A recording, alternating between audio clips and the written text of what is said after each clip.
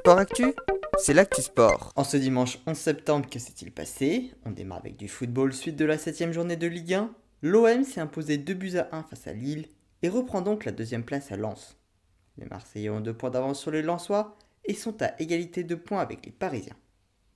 Aujourd'hui, on notera la très grosse victoire 5-0 de Rennes face à Auxerre, 1-0 pour Toulouse face à Reims ainsi que pour Nice face à Ajaccio, victoire 2-1 de Angers face à Montpellier, 3-2 pour Lorient face à Nantes et match nul 0-0 entre Strasbourg et Clermont.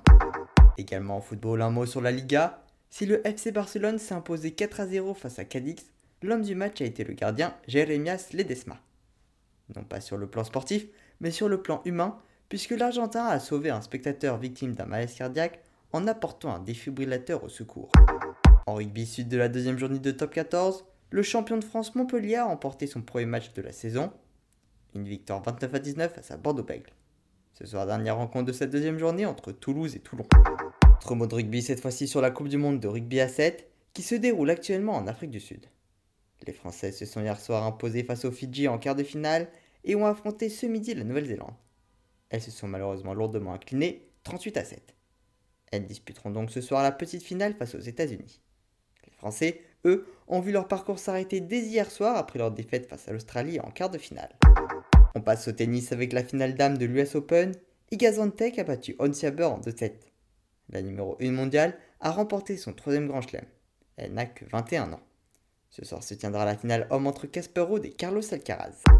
En Formule 1, le Grand Prix de Monza en Italie, victoire de Max Verstappen qui conforte donc son avance au classement des pilotes. Il a devancé Carlos Sainz et George Russell. Pierre Gasly a lui terminé 6e et Esteban Ocon 11e. En handball, après Brest hier, c'était au tour de Metz de disputer son premier match de la Ligue des Champions. Les Messines se sont imposés 31-22 face à Stormhyper.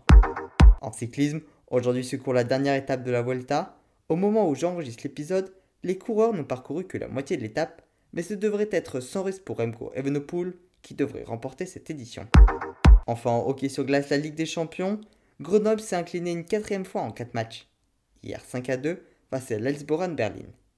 Les Grenoblois sont dorénavant éliminés de la compétition alors qu'il leur reste 2 matchs face aux Suédois de Frölunda, premier du groupe.